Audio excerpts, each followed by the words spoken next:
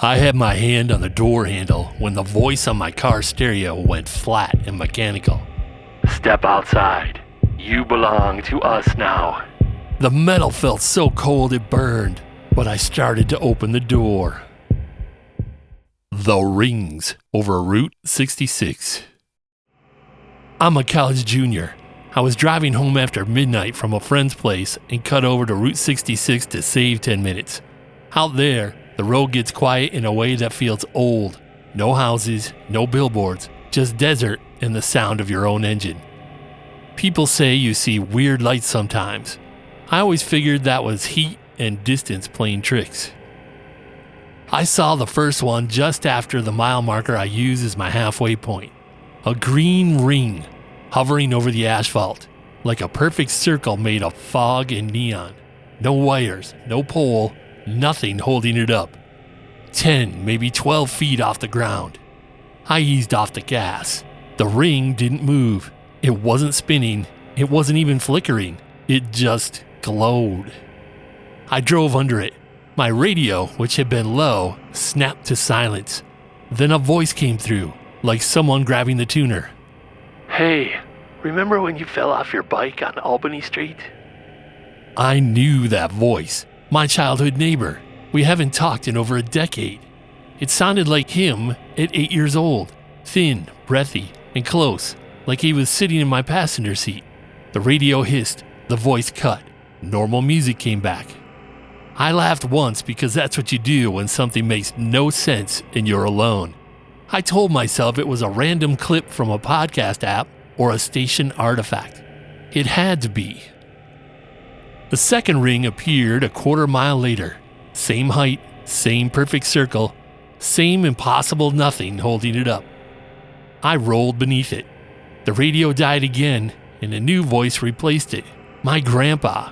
He died my freshman year. "I told you to keep the tires up," he said, calm and a little amused. The exact tone he used to take when he was teasing me or forgetting something simple. My hands tightened on the wheel. The smell in the car changed. Cooler, thinner, like I'd cracked a window in winter. I checked. All 4 windows were sealed. AC was off. Third ring. The radio clicked and my old English teacher laughed into my front speakers like he was right there. "Late again." Fourth ring. My own mom, whispering my name the way she used to when I was sick. The lights were spaced just far enough apart to keep me guessing when I'd see the next one. Each time the green light was a little brighter. Each voice landed a little closer to home. The fifth ring pulsed before I reached it, like it knew I was coming. When I passed beneath, the stereo didn't grab a voice from the past. It grabbed mine. Not a recording, not that I remember. My voice, speaking level and tired, the way I get when I've been awake too long. "2 more ahead," it said. "You'll stop at the last one." I lifted my foot, coasted. The road was empty in both directions. There was nowhere for a prank or transmitter to hide. My phone had 1 bar of service and 0 active apps. I turned the radio off at the knob. The display went dark. The cabin stayed cold. The 6th ring showed farther down, bigger. The green bled across the road and into the bush on both sides. I rolled under, and the stereo came back on by itself, volume low but locked. Now the voices overlapped, like 2 stations fighting each other. My mom asking me if I'd eaten, my neighbor laughing, my grandpa saying my name with that long breath, and underneath all of them, a quiet, even tone I hadn't noticed yet. Not a human voice, a hum with syllables hiding inside it. I turned the knob. The volume didn't change. I pressed the power button. The display lied and said off, but the sound kept coming. The air grew so cold I could see a thin line of fog when I breathed. Only it wasn't fog. It was the green tint catching the condensation like a night vision lens. I told myself I'd drive straight through the last one. I told myself none of it could touch me if I stayed in motion. Then the headlights washed over the 7th ring. It was massive, maybe 20 feet across, floating dead center over the faded Route 66 shield painted on the asphalt. The green wasn't a glow anymore. It was a spill, like liquid light running down invisible glass. The stereo dropped to silence. The hum rose. Every warning instinct I had said to keep going, but my foot eased off the gas like it belonged to somebody else. I drifted under the ring and tapped the brake. The car rolled to a stop without a sound. The cabin was flooded in green. It made my skin look wrong. My steering wheel looked black and wet. Then the voice came through.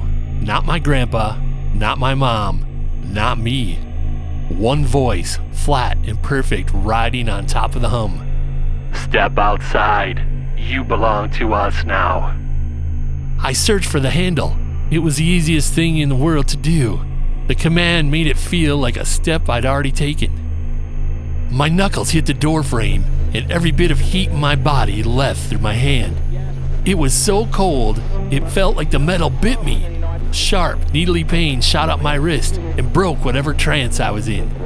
I yanked my hand back like I'd touched an outlet. I don't remember shifting into drive. I remember the tires chirping and the green sliding off my windshield like rain.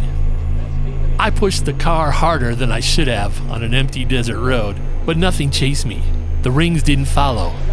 The radio went dead quiet, like it had finally found the bottom of the dial. In the mirror, the seventh ring didn't pop or burn out. It lifted, slow, like a hot air balloon you couldn't see, and angle by angle, it thinned into the sky and wasn't there. I still take Route 66 sometimes when I'm late, because habits outlive fear. I haven't seen the rings again. I keep the windows up. I keep the stereo off. But sometimes, when the road is empty and the desert is just a black ocean around me, I reach for the knob and stop myself before I turn it. Because if a voice is waiting there, my mom's, my grandpa's, or my own, I don't want to know what it says next. I woke up with my heart pounding. The figures were already inside my room. When the lights pass. I've worked nights my entire adult life. Security, shipping docks, even a 24-hour grocery store when I was desperate. But in the spring of last year, I took a job as the only night guard at a country equipment yard on the edge of town. Quiet work, chain link fence, a couple of cameras, and my little booth by the front gate. The first night the lights came was early May. It was past 2 a.m. The yard silent except for the hum of a vending machine. I stepped outside for air, and that's when I saw it. A row of bluish-white lights gliding above the tree line. No sound, no blinking. They didn't behave like a plane. They didn't behave like anything I'd seen. I was so focused on the lights, I almost missed the movement in the darkness below them. Far back in the trees, 3 tall, thin silhouettes. Too far to make out faces. Perfectly still. The lights passed, and they were gone. A week later, the lights came again. Same time, same silent glide over the trees. But this time, the shadows weren't in the woods. They were standing in the empty field across the road from the yard. Close enough that I could see how unnaturally straight their arms hung at their sides. I didn't even blink until the lights faded and the field was empty again. After that, I stopped telling myself it was a trick of my eyes. I started dreading 2 a.m. I stayed inside the guard booth the next time I saw the glow approaching through the pines. The security cameras began glitching. Static, black screen, back to static. When the feed cleared, the view from the gate camera made my stomach knot. One of the figures was standing on the gravel just outside the booth window. I whipped around. Nothing there. When I looked back at the monitor, the screen was black again. The pattern never broke. Lights pass overhead, shadows move closer, cameras fail. I thought maybe I'd be safe at home on my nights off. I was wrong. 2 Fridays ago, I was in my living room at 2:06 a.m. TV off, no sound but the fridge. Then that same bluish glow started bleeding through the curtains. I went to the window. The figures were in the field of my street. 5 of them now. They didn't move, didn't gesture. Just stood there watching my house until the light passed and the road was empty. I barely slept that night, and last night was the worst. I woke up in bed to the glow already pouring through the window. I could see it moving across the ceiling, hear the faintest vibration in the air.